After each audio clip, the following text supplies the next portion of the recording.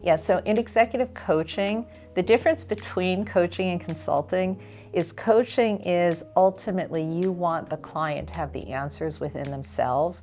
Consulting is I'm going to give you the answer. A lot of people who I work with will come to me because they know I've had the experience, but I like to have that as the last resort. So I again will defer to open-ended questions, and it's sort of a why. Why is this a pro or why is this a con? What makes you believe that? What has changed? Why is this impactful?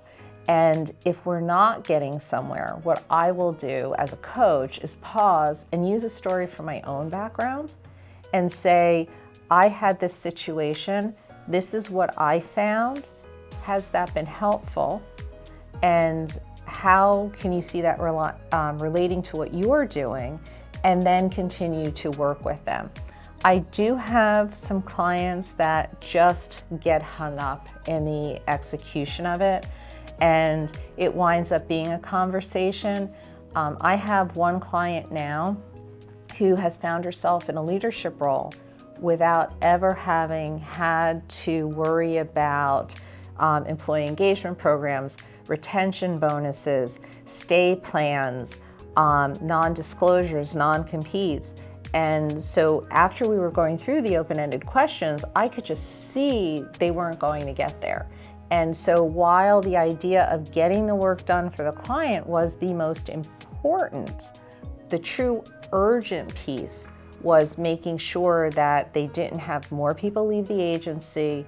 Those people that were staying were tied to KPIs, retention bonuses.